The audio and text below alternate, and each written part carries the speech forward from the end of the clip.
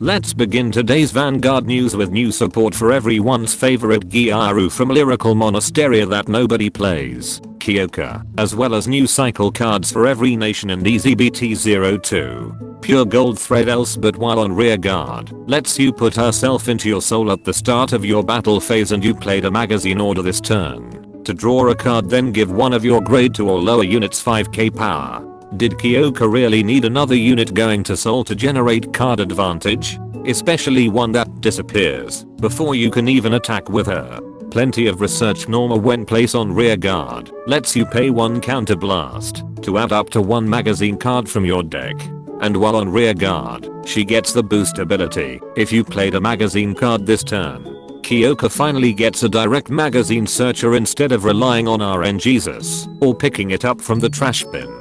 And this card went full meta by saying that those magazines have promo cards and she has to buy multiple copies just to get a playset, thus artificially inflating that magazine sales. Isn't that right, Butcher Road Monthly? Today's selfie free dis, while in your deck, can be regarded as a magazine card if you have a Kyoka Vanguard.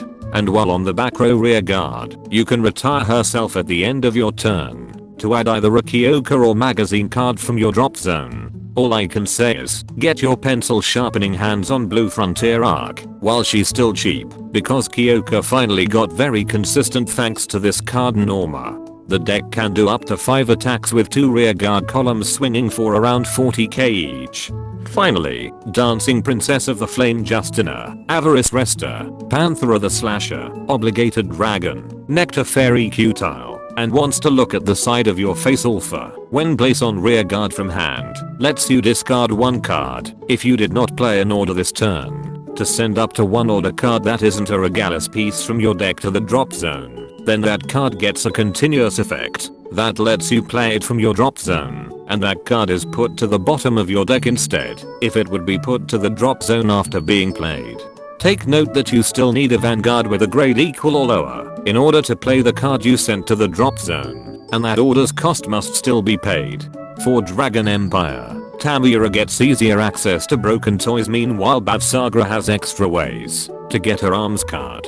Eugene and Gandiva will have an easier time to play Best Harvest, but the real MVP for getting Justina will be Vermilion and Zedlins, who desperately needs a way to make their respective orders more consistent, especially when they are reliant on them.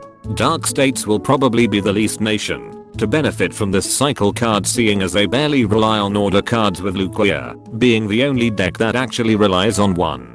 Astria and Domina Gruzio can somewhat utilize this, seeing as they are masks reliant.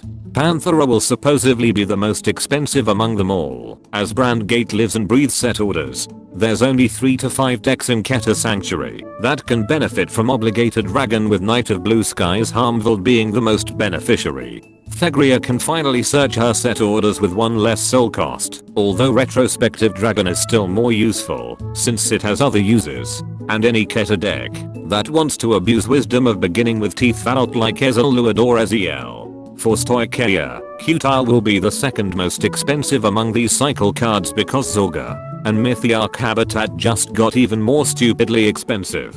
As for Lyrical Monasteria, this cycle card was obviously inspired for Kyoka, hence the double reveal. But there's so much decks in the nation that uses orders that Alpha will be more expensive than Panthera just because of the waifu tax. And that concludes this Vanguard news without the bullshit. Special thanks to my Patreon members for continuing to support my content creation. Be sure to subscribe and let me know in the comments how Kyoka is wasting money on magazines when print media is dead.